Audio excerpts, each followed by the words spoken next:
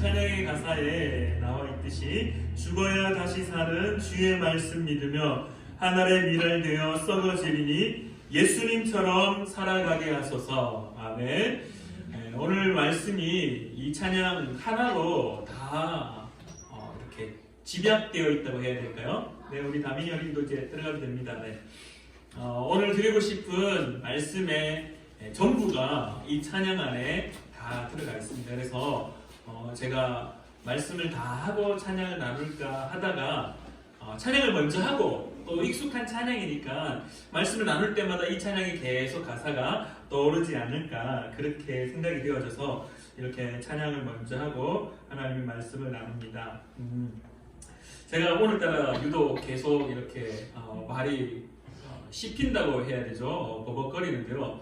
오늘 제가 조금 긴장이 됩니다. 왜 긴장이 되냐 하면은 이 전설로만 들려오던 그 전설 속의 인물을 제가 지금 맞이하였기 때문에 긴장이 사실 많이 됩니다. 누구냐면 우리 이제 이동조 집사님과 홍 권사님 우리 손녀들 왔는데요.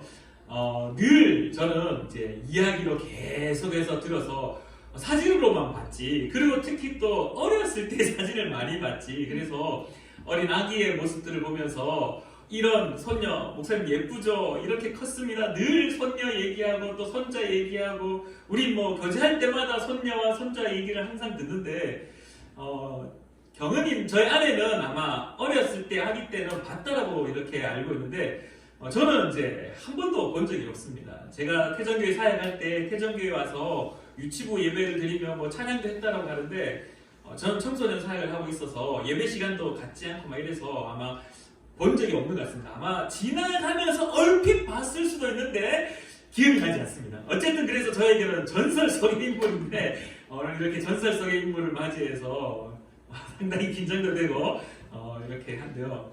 그러면서 한편으로는 내가 말씀을 선포하기도 하고 듣기도 하는 그 예수님을 만나면 얼마나 떨릴까라는 생각을 잠시 한번 해보았습니다. 어쨌든 만나서 너무 반갑고요. 너무 기쁘고요. 환영하고 또한 축복합니다. 다음 주에도 봤으면 좋겠어요. 우리 이렇게 예수 그리스도의 말씀을 함께 나눌 때 하나님의 은혜가 더욱더 풍성하게 우리 가운데 임할 줄 믿습니다. 오늘 우리가 계속해서 사순절 말씀을 함께 나누고 있는데요. 사순절의 키워드를 가지고 함께 말씀을 나누고 있습니다. 절제를 했었고 교만을 했었고 그리고 또 한 개 뭐 했습니까? 기억나십니까? 절제하고 교만하고 또 혹시 기억이 안 나시나요? 뭐 기억 안 납니까? 네.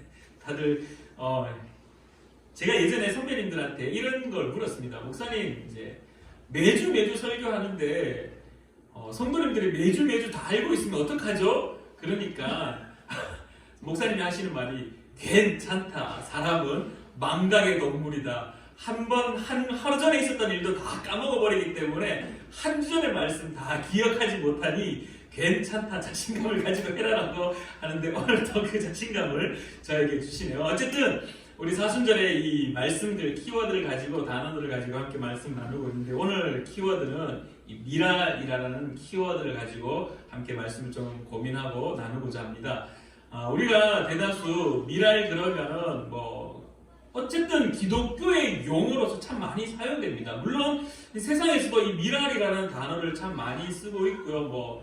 또 미랄 복지재단이라고 유명한 것도 있고 이 미랄이라는 것을 이렇게 나중에 성장할 때 완성해 되어질 때 가장 밑 베이스를 미랄이라고 이야기하며 교회뿐만 아니라 일반에서도 많이 이야기하지만 특히 미랄이라는 단어를 이 교회에서 이 그리스도인들이 참 많이 사용합니다. 그래서 미랄 그러면은 떠오르는 이제 머릿속에 만들어져 있는 각인되어 있는 이미지가 있다면은 예수님이 이 미랄의 어떠한 본 모습으로 그렇게 고백을 합니다. 그래서 앞서 청관원 목사님의 미랄 찬양도 마찬가지였고 오늘 읽었던 본문의 말씀도 마찬가지 이 미랄을 예수 그리스도로 상징하며 또한 청관원 목사님은 그 미랄 되신 예수님처럼 살고자 하는 그러한 고백으로 찬양을 만들었습니다. 오늘 제가 여러분들과 함께 나눌 수 있는 첫 번째 이 키워드 미랄에 대해서 나눌 때 한 인물을 여러분에게 먼저 소개를 좀 하고 시작을 하고자 합니다. 여러분도 혹시 토마스 선교사님을 혹시 아시나요? 우리가 머릿속에 각인되어져 있는 미랄의 이미지 앞서 예수님이라고 이야기를 했습니다. 근데 이 한국 교회 역사에 미랄 들으면은 딱 떠올릴 사람이 누구냐라고 질문한다면은 바로 토마스 선교사님입니다. 어떤 사람이냐, 인물을 한번 사진 한번 띄워주실래요? 네, 이 사람입니다. 혹시 여러분들 보신 적이 있으신가요? 아마 예전에 많은 말씀을 통해서 접하셨으리라 생각이 듭니다. 1836년에 태어나서 1866년 27살에 이 조선에 와서 죽음을 맞이하는 그러한 인물인데요. 오늘 또 혹시 몇 학년인지 제가 물어봐도 될까요? 몇 학년일까요? 고등학생? 네, 고등학생. 자, 우리 이제 젊은 청년들부터 학생들까지 제가 질문 하나 하겠습니다. 조선 시대 때 쇄국 정책을 누가 펴니다? 누가 쇄국 정책을 펴입니까? 뭐 초등학생들도 알죠? 네, 흥선대원 역사 시간인 것 같은데 흥선대원군이 쇄국 정책, 그러니까 이 외교 문화의 정책이 있어서 단절시켜 버린 겁니다. 외국에서 들어오는 문화들을 내가 받지 않겠다. 특히 어떤 문화? 이 천주학. 그러니까 자꾸 공부가 되는 것 같은데 이 성리학에 대해서는 엄청 이렇게 막 흥을 일으키지만은 실질적인 이 교회 종교나 아니면은 실학들 이런 것들을 차단하기 시작합니다.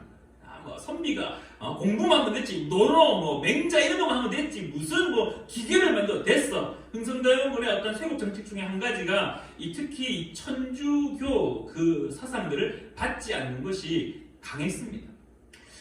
그런 사상들이 강한 시절에 이 미국의 상선이 하나 조선으로 들어오게 됩니다. 혹시 고등학생이신 우리 혹시 그 상선의 이름을 혹시 알까요?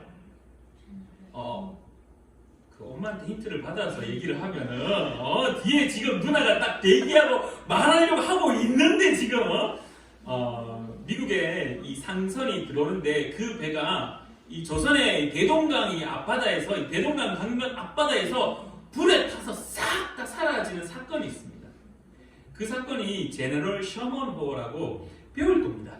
아직 잘 모른다면 아마 배울 겁니다. 이 수능에도 간혹 나오기도 하고요. 잘 모르겠지만 어쨌든 이 제너럴 셔먼호라는 이 배를 타고 조선의 복음을 전해야 되겠다라고 생각을 하고 영국 사람이었지만은 미국의 상선을 타고 조선으로 들어오게 됩니다. 근데 앞서도 언급드렸지만 이 쇄국 정책 때문에 이 미국의 상선이 이 들어오는 것에 대해서 거부감이 강했습니다. 그래서 거기서 조선의 병졸들 그리고 화포를 동원해가지고 이 제너럴 셔먼호에다 대포를 쏘고 막 난리가 났습니다. 결국 그 제너럴 셔먼호를 타고 있던 상인들, 그 다음에 뭐 그 배에 있던 그 선원들, 그리고 선교사님들 다 그 자리에서 막 배에서 뛰어내리기도 하고 배에서 죽기도 하고 뛰어내려서 물속에서 겨우겨우 헤엄을 쳐서 육지에 도달했을 때 이미 조선의 병사들이 창을 들고 다 서서 오는 사람마다 그 자리에서 찔러 죽이는 일들이 감행되어졌습니다. 마찬가지 조선에 왔던 이 토마스 선교사님도 그때 겨우겨우 육지에 도착했을 때 누구를 만나냐 하면은 이 박춘권이라는 사람을 만나게 됩니다. 이 박춘권이라는 사람이 아마 당시에 병사였던 것 같아요. 병졸이었던 것 같습니다. 그래서 이 토마스 선교사님이 조선에 와서 복음을 선포해야 되겠다는 큰 꿈을 안고 왔지만 아쉽게도 이 토마스 선교사님은 조선에서 단 한마디도 전하지 못한 선교사님입니다. 그냥 오자마자 이 박춘권이라는 사람한테 죽임을 당합니다. 박춘권에게 복음을 전하기 위해서 이 조선말이 잘 되지 않았겠지만 어쨌든 이 성경을 주면서 복음을 전하려고 나름 했지만은 그냥 그 자리에서 목이 잘려서 죽는 일을 당하게 됩니다. 그리고 난 이후에 우리에게 주어진 여러 가지 사건들이 생기는데요. 조선의 땅에 한 번도 말씀을 선포하지 못했던 이 토마스 선교사님을 우리는 순교자라고 이야기하고 있고 이 조선의 특히 한국 개신교의 미랄이라고 이야기를 하는데요. 그 이유에 대해서 우리가 한번 살펴보면 이 박춘권이라는 사람이 죽이고 난 이후에 어떤 일이 발생하냐 하면요, 이 최치량이라는 당시에 12살 정도 되었던 소년이 있었답니다. 그 주변에 그 장면을 목격하고 있었던 한 소년, 이 최치량이라는 소년이 이 토마스 선교사님이 떨어뜨렸던 성경책을 주워오게 됩니다. 그리고 주워와서 그 집에 주워온 다음에 이 박영식이라는 사람에게 이 성경의 한 권을 주게 됩니다. 그러고 나서 이 박영식이라는 사람이 이 성경을 자기 집에, 그때 종이가 귀한 시절이지 않습니까? 도배지로 사용을 합니다. 성경을 도배지로 막 붙입니다. 그러다가 이 박춘권의 조카였던 이영태라는 사람이 이 박영식의 집에 방문하게 되고, 그리고 이 박영식 집에 붙어 있었던 이 성경, 그냥 도배지였던 이 성경을 보고 읽게 됩니다. 그러면서 이 이영태라는 사람이 복음을 받아들이게 됩니다. 그냥 성경을 읽었을 뿐인데 그 속에 나타났던 그 예수 그리스도를 그리스도로 구주로 영접하게 되고 이거 뭐지? 라고 아마 그도 물음표였다가 느낌표가 되었겠죠. 그러면서 복음을 받아들이게 되고, 결국 이 집이 어떻게 되냐면요, 이 벽지가 붙여졌던 그 집이, 이 사진 한번 띄워주실래요? 평양 최초의 교회였던 널대랑골 교회가 예배당이 됩니다. 이 예배당이 됐는데 더 놀라운 사건은요, 이 예배당이, 여러분들 혹시 1907년에 평양 대부흥이라는 그 사건을 들어보신 적이 있으신가요? 이 조선을, 이 대한민국을 완전히 다 뒤엎어버렸던 놀라운 부흥의 운동이 일어났습니다. 그게 1907년인데요. 그때 어떤 일들이 있었냐 하면은 선교사님들이 자기가 가지고 있었던 그 특권들을, 그걸 이야기하면서 내려놓게 되고, 내가 당신들을 미개한 종족으로 바라봤다, 내가 그걸 회개합니다라고 하면서 그 모든 교회의 회개 운동이 계속해서 일어나서 평양의 대부흥이 이 전 대한민국의 부흥 운동으로 변화되었던 놀라운 일이 있었는데, 그 시작점이 이 교회였고, 이 교회가 나중에 어떻게 바뀌냐면 평양 장대현 교회로, 최초의 교회라는 이름으로 예배당이었지만 나중에 그것이 변해서, 다음 사진 한번 띄워주실래요? 최초의 이 장대현 교회, 평양 대부흥의 어떤 시발점과 같은 교회가 되어졌다라는 겁니다. 우리가 오늘 본문 말씀에 미랄이라고 이야기할 때 한 미랄이 땅에 떨어져 그것이 썩어져 없어져 버리는 것이 아니라, 그것이 땅에 떨어져 그리고 난 이후에 그 발아된 씨앗이 발아되고, 그리고 그것이 성장하여 또 새로운 열매를, 더 많은 열매를 맺는 것처럼, 이 토마스 선교사님이 한국 땅에 와서, 이 조선에 와서 뭔가 특출하게 복음을 선포했다거나, 아니면 뭔가 특별한 명설교를 했다거나, 아니면 독특한 치유의 사역이라든지 은사를 가지고 소위 말하는 기적들, 표적들, 이적들을 드러낸 놀라운 일들을 했던 것이 아니라, 아무것도 하지 않은 채 단순히 조선을 향한 믿음의 꿈을 꾸고 이 땅에 왔고, 그러나 아무것도 하지 못한 채 그 자리에서 죽음을 맞이했던 한 청년, 27살의 한 청년.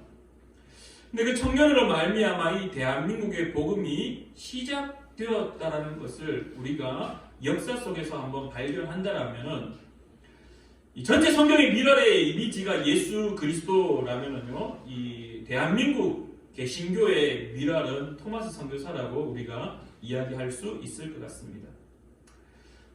그러면서 오늘 우리가 이 말씀을 통하여서 우리가 어떻게 살아가야 될 것인가에 대해서 함께 좀 고민을 해보고자 하는데요. 앞서도 언급드렸듯이 결국 오늘 본문에서 나와 있는 것은 미랄, 즉 예수 그리스도를 자신의 모습을 대변하고 있는 이야기입니다. 오늘 본문의 상황은 이제 예수님이 예루살렘 성으로 입성하고 난 이후, 소위 말해서 우리가 다다음 주에 섬기겠지만 종려주일, 이스라엘 백성들이 예수님을 향하여 종려나무 가지를 흔들고, 그리고 예수님이 스스로는 죽을 것을 아시면서도 불구하고 나귀의 작은 것을 타고 예루살렘 성으로 입성합니다. 그리고 난 이후에 이 헬라인들이 예수님을 만나고자 합니다. 그래서 빌립과 안드레가 예수님에게 와서 예수님, 저 헬라인이 예수님을 좀 만나고 싶어 하는데요. 어떻게 하면 좋겠습니까? 예수님 만나실래요? 아니면 만나지 않으실래요? 라고 질문하고 답을 기다리고 있을 때 예수님이 그래 만날게. 아니면 아니야. 오늘은 좀 시간이 안 될 것 같아. 그래 만남에 대한 답을 해줘야 되는데 예수님의 답은 그 만남에 대한 답이 아니라 이렇게 시작합니다. 예수께서 대답하여 이르시되 인자가 영광을 얻을 때가 왔도다 라고 이야기하며 만남에 대한 대답을 하기보다 자신의 사명에 대한 이야기를 다시금 끄집어내어서 이야기를 하고 있습니다. 그래서 오늘 본문 말씀을 통해서 우리가 발견할 수 있는 가장 큰 은혜라면 예수님의 사명의 완성을 스스로가 선포하고 있다라는 것입니다. 그래서 오늘 이 말씀이 우리에게 무엇으로 주어져야 하냐면요. 예수 그리스도의 사명이 무엇입니까? 라고 질문할 때 그 답에 정확한 표현입니다. 그래서 자신이 이 땅에 오신 이유, 그리고 와서 삶을 산 이유, 그리고 죽어야 되는 그 이유를 한마디로 정의한다면 오늘 24절 말씀이다라는 겁니다. 내가 진실로 진실로 너희에게 이르노니 한 알의 밀이 땅에 떨어져 죽지 아니하면 한 알 그대로 있고 죽으면 많은 열매를 맺느니라. 그 자신의 사명을 한마디로 예수님이 말씀하고 있는 것입니다. 이 말씀 가운데 우리가 한번 또 살펴보아야 될 것이 예수님의 이 사명이 어떤 모습으로 또 스스로가 고백을 하냐면은 한 알의 밀이 땅에 떨어져라고 말씀하십니다. 그냥 단순히 우리는 이제 밀이 땅에 떨어져서 농부가 씨앗을 땅에 심는 것 그렇게 이해하고 그렇게 받아들일 수 있지만요. 그러나 하나님의 말씀 속에 우리가 또한 발견해야 될 것은 빌립보서 2장 5절부터 11절까지의 말씀을 우리가 잘 알고 있습니다. 너희 네 마음을 품으라 라고 말씀하시며 바울 사도가 예수 그리스도가 우리에게 어떻게 오셨는지 하나님의 보좌에 계셔야 될 분이 그 보좌를 포기하고 그 신의 자리에 있어야 될 것을 포기하고 스스로 낮아져 이 땅 가운데 오셨던 것, 결국 성육신의 모습을 우리에게 가르쳐 주고 있다는 겁니다.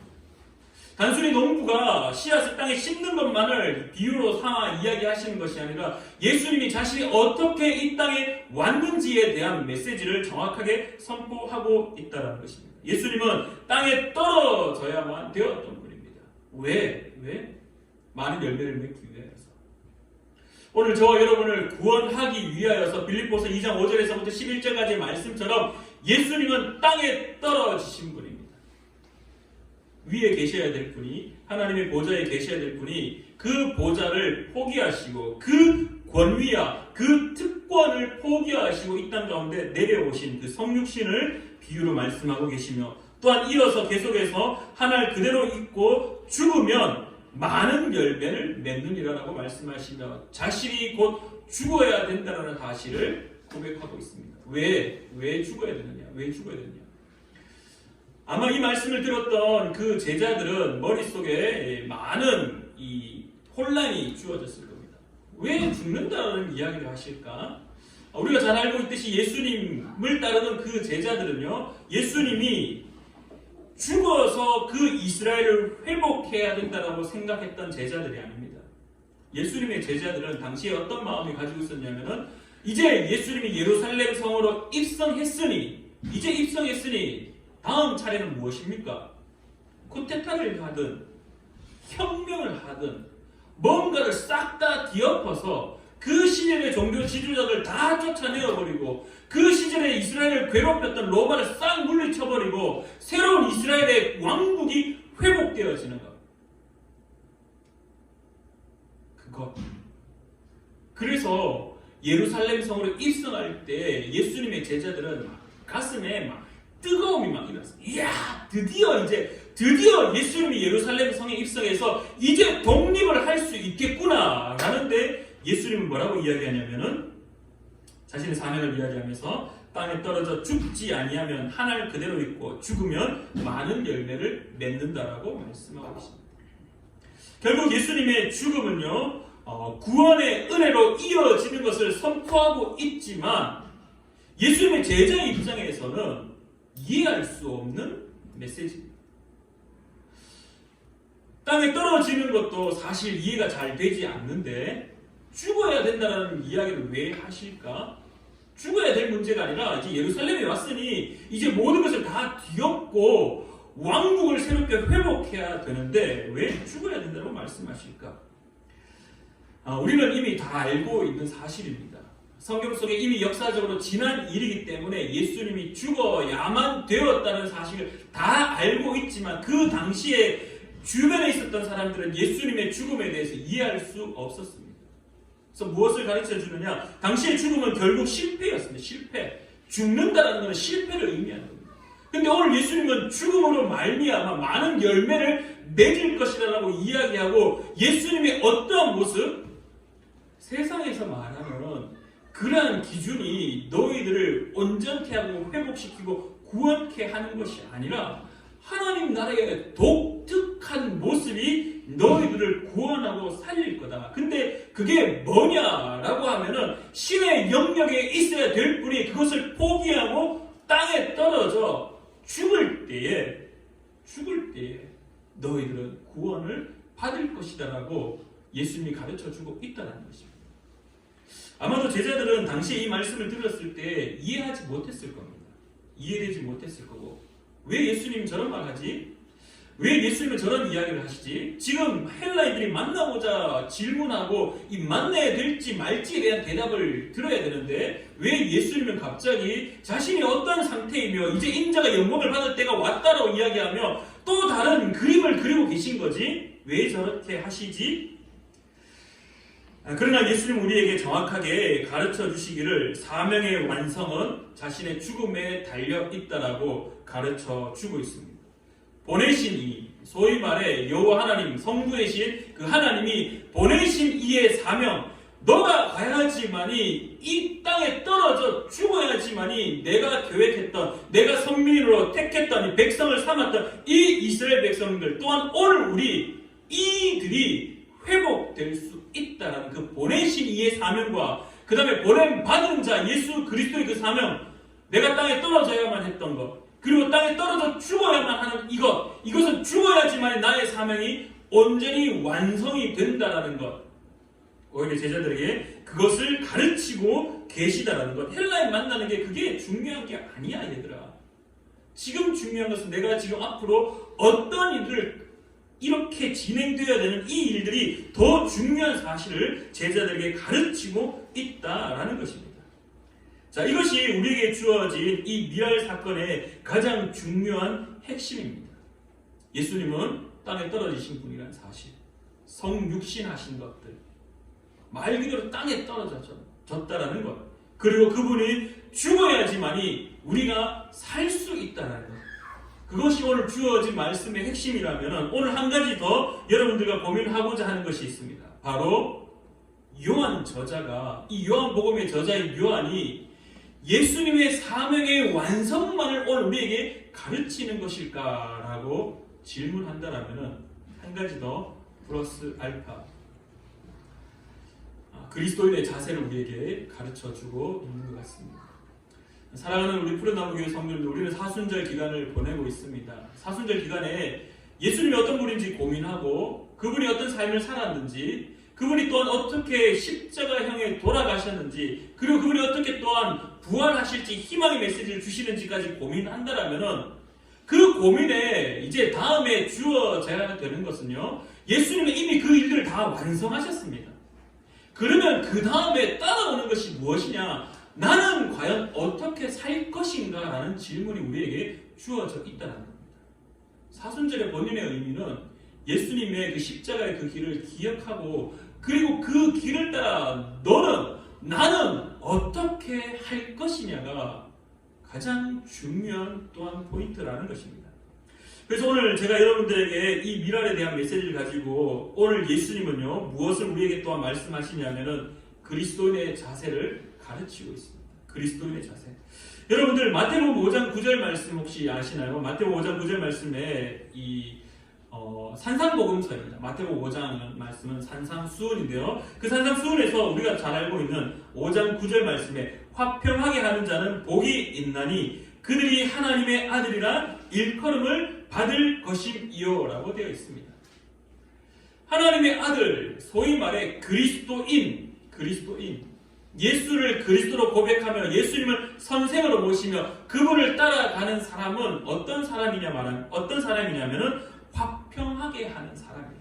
화평하게 하는 사람. 화평이 뭐죠? 화평. 쉽게 말해 평화를 만들어내는 사람입니다. 평화를 만드는 사람. 싸움을 멀리하고 용서하기를 즐겨하며 그렇게 이 땅에 화목하게 만들어가는 사람이 화평케 하는 사람입니다.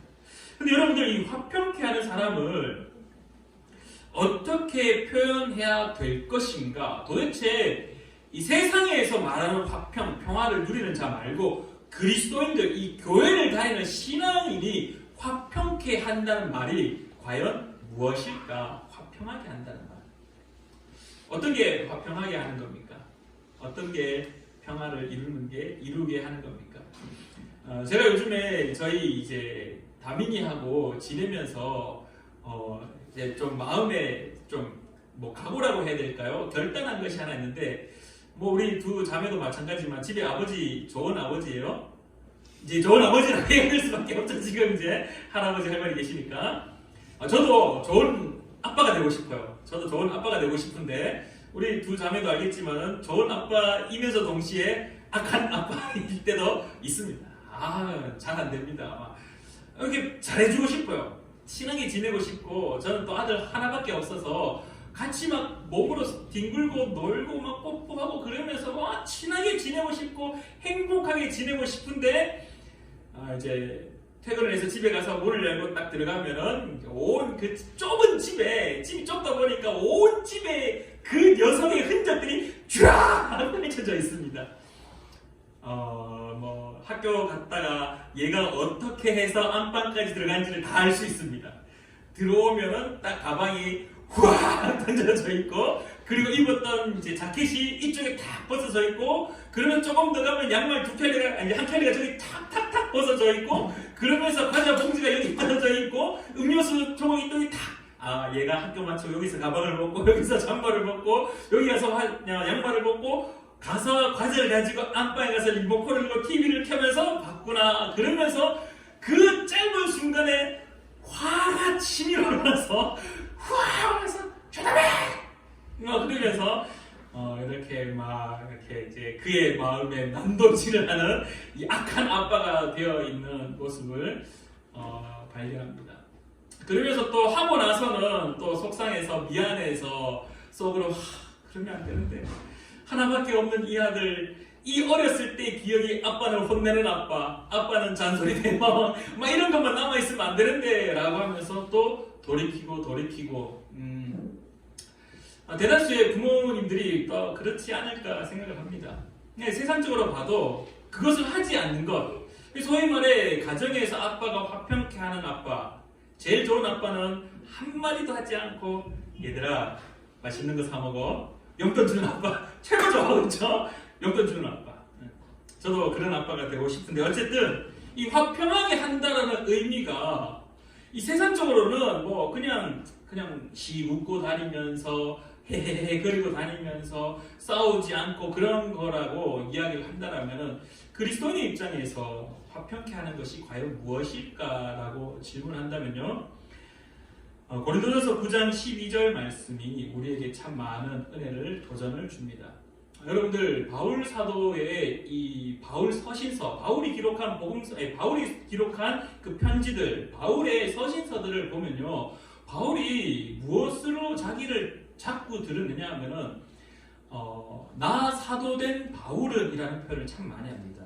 나 사도 바울은 나 바울 사도는 나 사도된 바울은 그래서 많은 사람들이 바울의 사도성을 참 많이 의심했습니다. 왜냐하면은 우리가 잘 알고 있듯이 사울이었던 바울이 어떻게 합니까? 원래는 예수를 믿는 사람들, 예수를 그리스도로 고백하는 사람들을 죽이던 사람입니다. 스데반도 그래서 죽임 당했던 사람 중에 한 사람이었고 그 스데반의 죽음에 서 있었던 청년이 바울이었다라는 것입니다. 그래서 특별히 또 사도성, 이 사도는 누구냐라고 했을 때 예수님이 살아계실 때 직접 만나서 그분의 제자로 활동했던 사람을 사도라고 이야기합니다. 그런 의미에서 이 바울은요, 이 직접적으로 예수를 만난 적이 없는 사람입니다. 그는 부활하신 예수님을 다메섹 도상에서 만났던 사람입니다. 그래서 그의 말에 이 권위, 그의 말에 능력, 그의 말에 힘이 있냐라고 질문했을 때 우리는 다 인정하죠. 위대한 바울 사도로. 근데 당시에는 예수를 직접 만나지도 못했고 그는 예수님을 믿는 사람들을 죽이는 사람이었기 때문에 그의 사도성에 대해서 늘 물음표를 던졌습니다. 그래서 바울은 늘 다니면서 나 사도된 바울은, 나 사도 바울은, 그래서 자신이 사도라는 것을 계속해서 어필하는데요. 근데 독특하게 고린도전서 9장 12절 말씀, 그 고린도전서 9장 말씀을 쫙 읽어보시면 바울의 또 한 가지 독특한 특징이 하나 나타나는데 자신의 사도성을 계속해서 부각시키지만은 그러나 그 사도의 특권을 포기하고 있습니다. 사도라는 말은 또 다른 말로 그 시대의 종교 지도자였습니다. 개신교의, 지금 우리 개신교 입장에서는 목사와 같은 입장입니다. 목사와 같은 입장. 그러면 그 목사의 힘이 얼마나 강력했겠습니까? 그 종교 지도자의 힘이 얼마나 강력했습니까? 예루살렘 교회의 베드로의 입김 한 번이 얼마나 강력했을까요? 그 예루살렘 교회의 요한의 입김이 얼마나 셌을까요? 한마디 하면은 교회가 확 뒤로 움직일 수 있는 그만큼의 이 권위를 가지고 있었던 사도인데 그럼에도 불구하고 이 바울 사도는 자신의 특권을 포기하는 것을 우리에게 알려주고 있습니다. 결국 오늘 우리가 그리스도인의 자세에 대해서 이야기할 때 화평하게 한다는 것이 무엇이냐라고 질문한다면요, 바로 자기가 가지고 있었던 그 특권을 내려놓는 것을 의미합니다. 여러분들도 잘 알고 있듯이 사람들은 다 똑같죠. 대접받는 거 참 좋아합니다. 대접받는 거, 누구로부터 챙김받는 거 참 좋아하고, 그래서 그 챙김받고 그리고 대접받는 거에 그게 너무 익숙해져 버리면요, 한 가지 불편한 진실이 따라옵니다. 뭐냐 하면은 대접을 계속 받다가 챙김을 계속 받다가 그게 권리인 것처럼 바뀌어져 버리는 사람의 모습, 변질되었다라고 이야기하죠. 그러면서 그 대접이 멈추어지는 그 순간 대접받지 못할 때 무엇이 발동되냐면은 화가 발동됩니다. 왜 저 사람 나를 대접하지 않지? 왜 저 사람 나를 챙기지 않지? 지금까지 나를 이렇게 챙겨왔는데 왜 저 사람 나를 대접하지 않지? 소위 말해 대접받으면서 특권을 누리던 그 특권이 상실되어져 버렸을 때 화가 치밀어 오른다는 겁니다. 그래서 오늘 예수님은 오늘 우리에게 무엇을 가르쳐 주시냐 하면요, 하나님의 보좌에 앉아서 누려야 될 그 특권을 가진 자가, 또한 바울 사도로서의 특권을 가진 자가 그 특권을 포기하고 땅에 떨어질 때, 스스로를 낮출 때, 바울 사도가 자신의 그 사도의 권리를, 그 권위를 낮출 때 결국 화평이 이루어진다는 것을 오늘 우리에게 가르쳐주고 있다는 것입니다. 사랑하는 우리 푸른나무교회 성도님들, 그리스도의 성숙은요, 그리스도인의 성숙은 어디에 있냐 하면은 개인에게서 공동체로의 생각이 전환될 때 그리스도는 성숙되어진다고 말합니다. 그러면 개인에서 공동체로 생각의 전환이 어떻게 이루어지느냐?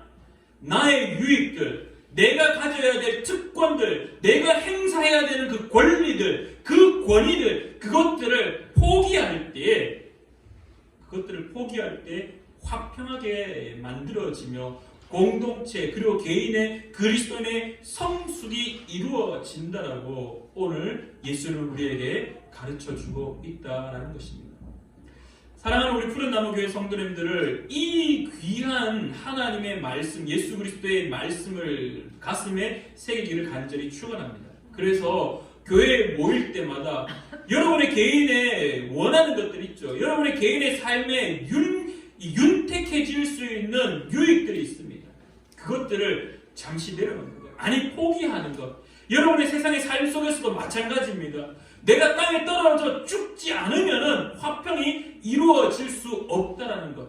예수님은 우리에게 그것을 가르쳐주고 있다라는 것. 예수를 그리스도로 고백하고 그분을 스스로 모시며 그분을 따라가겠노라라고 작정 특정한 오늘 저와 여러분이라면 여러분의 유익들, 개인의 권리들, 그것을 때로는 내려놓을 수 있는 자, 그것이 그리스도인의 성숙이요, 그것이 공동체를 화평케 하는 일이며 그것이 온 세상을 그리스도인들이 화평케 만들어가는 것이라는 사실을 기억하여 오늘 저와 여러분들이 충분히 누릴 수 있는 것들이 있습니다. 특권을 가지고 누릴 수 있는 것들이 있습니다. 그 특권 잠시 내려놓을 수 있는 저와 여러분 되기를 간절히 축원합니다. 기도하겠습니다. 참 좋으신 하나님 아버지, 은혜를 진실로 감사드립니다. 하나님, 세상의 많은 사람들은 자신의 권리를 누리고자 하는 것들이 팽배해 있습니다. 그것이 곧 자신의 이름이며 그것이 곧 자신의 떨치는 위상이기 때문에 세상 가운데 자신의 이름을 드러내고 자신이 어떤 사람인지 드러낼 수 있는 그 특권들, 그것들을 포기하지 못한 채 늘 특권을 누리려고 하고 그 권리를 누리려고 살아가고 있습니다. 하나님 아버지, 그러나 예수님은 오늘 우리에게 자신이 어떻게 했는지 보여주시며 또한 자신의 말씀 속에 그 특권을 포기하는 것이 곧 화평하게 하는 자라고 말씀하시며 곧 화평하게 하는 자가 복이 있으며 그들이 곧 하나님의 아들이라고 일컬음 받는 것이라고 가르쳐주고 있습니다. 사랑하는 우리 푸른나무교회 모든 성도님들은 자신의 삶의 자리에서 분명히 누릴 수 있는 특권이고 분명히 가질 수 있는 권리이며 분명히 행사할 수 있는 권위들을 때로는 내려놓아서 싸움이 일어나는 것을 싸움의 그 자리에 서 있는 것이 아니라 화평케 하는 자가 되어 하나님의 아들이라 일컬음 받으며 세상 가운데 화평을 이루었던 예수 그리스도를 본받아 삶을 따라가는 자 될 수 있도록 주님 도와주시옵소서. 오늘도 주님의 말씀대로 살고자 결단하는 저희들 에게 인도하실 줄 믿으며 살아계셔 역사하시는 예수님의 이름으로 기도드리옵나이다. 아멘.